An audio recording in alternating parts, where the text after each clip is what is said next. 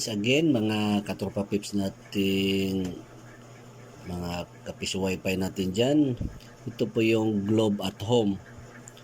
Kung napanood niyo po yung mga una kong video, Globe Home Broadband naman yung ginawa natin. Ang gagawin natin dito, wala po dito po yung lagayan ng SIM card. Wala po siyang SIM card. Kaya ang gagawin natin dito ngayon, configure po natin ito mga katropa pips na dalawa ang broadcast 2.4 GHz yung radio at saka yung isang radio na 5 GHz radio niya, paghiwalayin po natin para dalawa po yung ma-access doon sa customer natin. Connect na natin tong power supply dito po, nakakonect ng power supply. Tingnan natin kung nag-power, kung mayroong internet. Ito, kung nakita nyo mga sir, green po yan.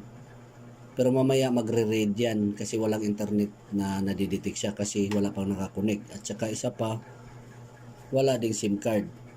Ngayon, tingnan nyo mga sir, red, bigla na siya nagre-red dahil wala siyang internet connection. Ito, power light. Tapos yung dito, ilapit ko pala para makita natin. Ito yung wifi. Iilaw po to dito banda kung mamaya pag ano na ng wifi, ayun na, meaning nagbo-broadcast. Ito po yung palatandaan na naka-on po yung wifi kasi may ilaw siya. Ito naman, iilaw po ito mamaya kung connected na ito sa LAN. Pag nag-connect na tayo ng LAN, dito kukonect tayo ng isang LAN port, isang UTP wire. Kukonect na natin, iilaw po ito dito LAN. Ilaw yan mga katropa, umilaw po siya, meaning connected po yung LAN. Tapos dito naman, baka magtaka kayo, ito po yung iilaw dito kung may signal po ito. Pero wala kasing SIM card, mag-iilaw lang to kung lagyan natin ng SIM card. At saka makikita dito yung bar kung ilang ilaw, meaning kung malakas ang signal sa Globe or anong network ang gamit nyo, iilaw po to dito, 5 ilaw. Pero sa demo natin ngayon, wala kayong makikitang ilaw nito dahil hindi natin to lalagyan ng SIM card. Access point, gawin ng access point to para sa business natin mga katropa. Configure na tayo mga sir. A few moments later. Browser, enter natin yung default IP ng modem natin. Para makonfigure naman natin siya, i-separate natin yung 2.4 GHz na Wi-Fi at saka 5 GHz na Wi-Fi. Sundan nyo po maigi mga sir. Papakita ko pa sa inyo paano natin isi-separate yung broadcasting niya na dalawa po yung lalabas pagdating doon sa mobile phone list ng modem nyo. Tapos login para mabilis po tayo.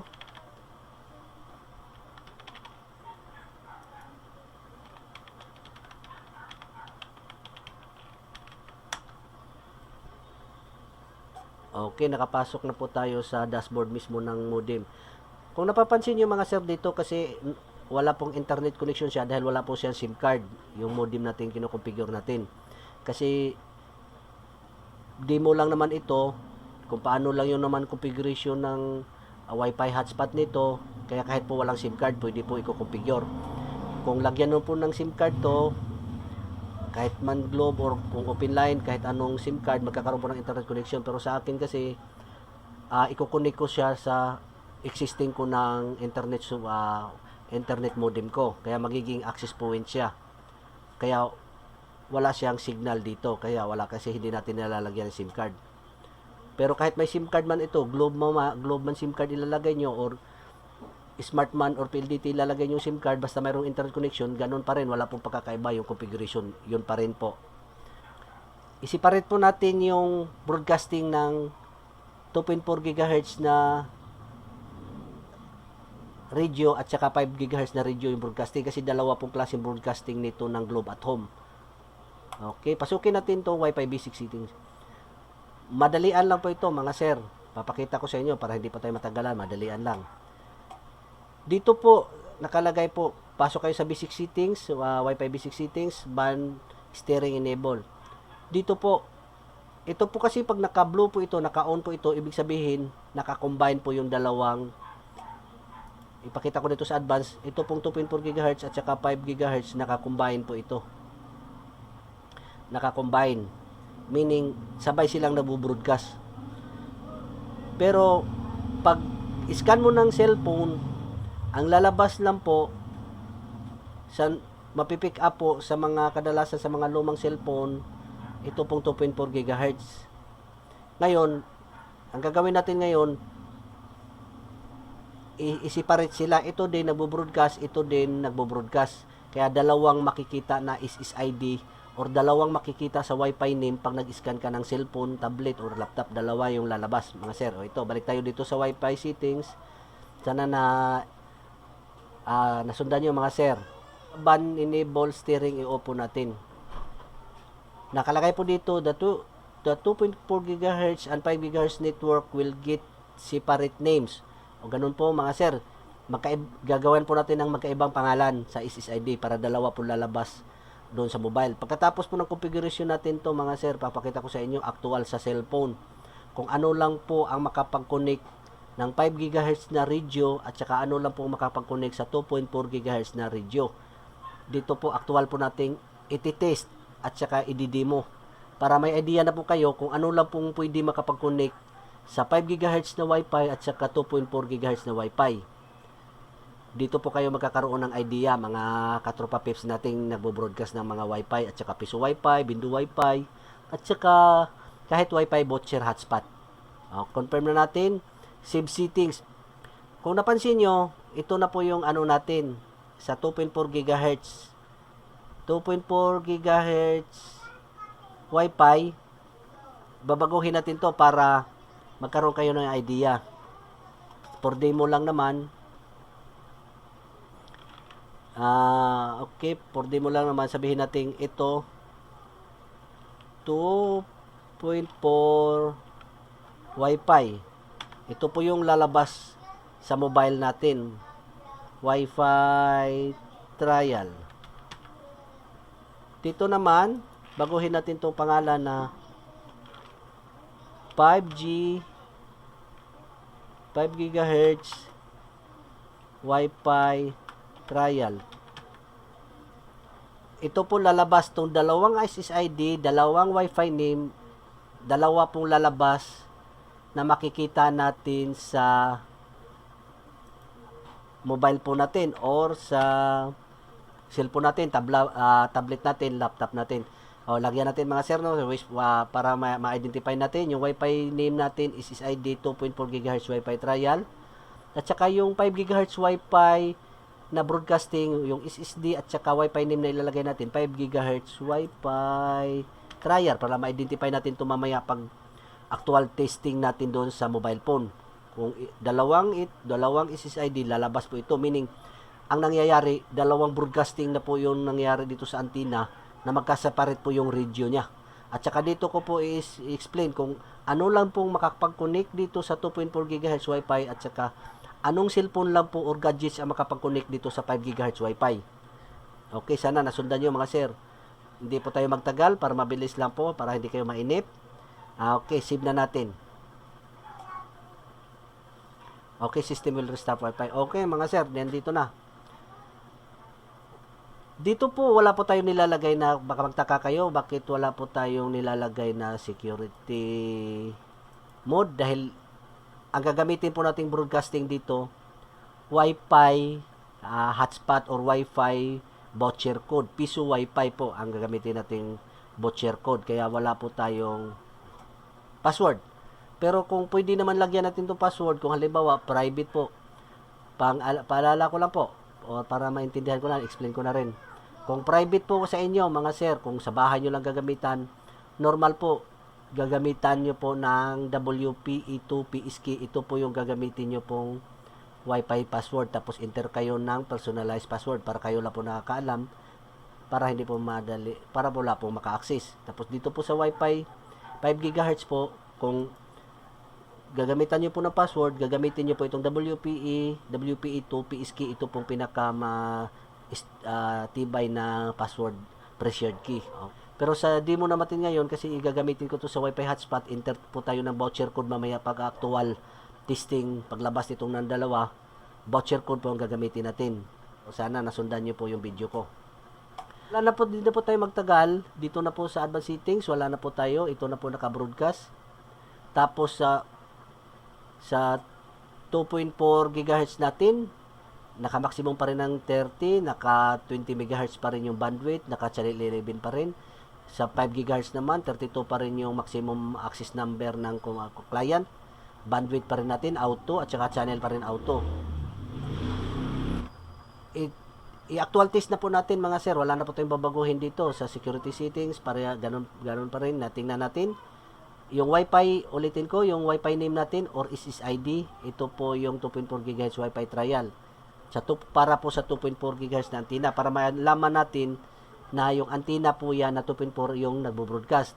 Tapos sa 5 GHz na Wi-Fi radio naman natin, na dito sa antenna, sa modem naman, 5 GHz ang nilagay nating Wi-Fi trial para ma-identify natin na 5 GHz yung radio yung nagbo-broadcast. Kaya siniparate natin. Kaya dalawa po ito lalabas mamaya sa mobile phone natin pag scan natin ng Wi-Fi signal na tayo para mag-actual testing na po tayo sa mobile phone natin. A few moments later. Yun, ito na actual mga sir na sinasabi ko na ipapakita ko sa inyo, actual demo. Ito na, kinumpigure naman natin to. Dalawa yung paganahin natin, yung 2.4 GHz radio at saka yung 5 GHz radio niya, kasi dalawa po talaga yung broadcasting niya. Nasundan nyo po yung video, sineseparate po natin yung mag-broadcast yung 5 GHz na radio niya na Wi-Fi at saka 2.4 GHz na radio niya na Wi-Fi. Ngayon, dito natin makikita kung alin ang cellphone na makapag-connect ng 2.4 GHz na radio Wi-Fi at saka aling cellphone na makapag-connect lang po sa 5 GHz na radio na Wi-Fi. Kaya dalawa pong gagamitin natin mga sir. Ito isa ay Samsung. Ito po yung isa yung Huawei 9S. Okay, ito yung internet source natin mga katropa pips. Ito po yung nagagaling doon sa internet provider ko or yun doon sa piso Wi-Fi ko or piso voucher code ko. Kaya kukonect na natin to mga sir dito sa modem.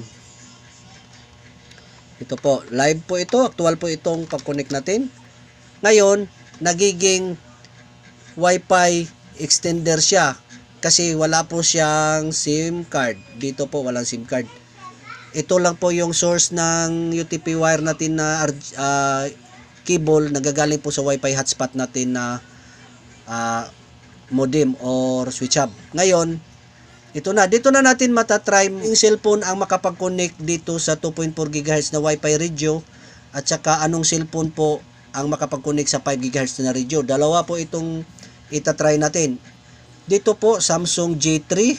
Ito po yung Huawei 9S po. Open po natin yung Wi-Fi.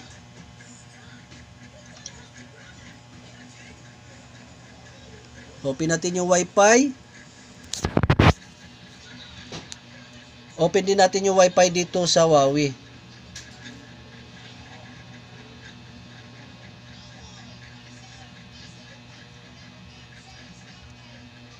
Dito po. Dito po sa Samsung J3, ang lalabas po, ito lang pong 2.4 GHz na Wi-Fi trial natin. Meaning, hindi po na-pick up dito sa Samsung J3 kung 5 GHz na radio. Yon po. Sana nasundan nyo mga sir. Ang lumabas lang po 2.4 GHz radio lang po. Sa Huawei 9S, kung napansin nyo po mga sir, dalawa pong lumabas dito. Yung 2.4 GHz na radio at saka yung 5 GHz na radio lumabas po, nagkaroon po ng signal. Meaning, capable po itong Huawei 9S, capable po ito sa radio na Wi-Fi na 5 GHz kasi po lumabas po dito yung 5 GHz na radio at saka 2.4 GHz na radio, meaning dalawa po ang frequency na nare-receive nito sa Huawei 9S natin, yung 2.4 GHz na radio Wi-Fi at saka 5 GHz na radio Wi-Fi. Kaya kahit saan po tayo ko-connected nito kasi open browser po ito, kung ko-connect po tayo ng 5 GHz radio, lalabas po yung sign in. Ito po, lumabas po yung login page natin dito sa 5 GHz na radio. Wi-Fi po ang nilalagin po natin. Ang binobroadcast po natin dito yung Wi-Fi portal po natin, Wi-Fi code. Kaya ito po yung lumabas sa 5 GHz natin.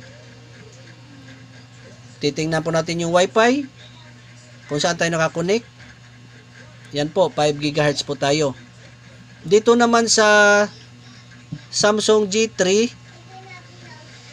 kukonek po tayo sa 2.4 GHz. Yan po.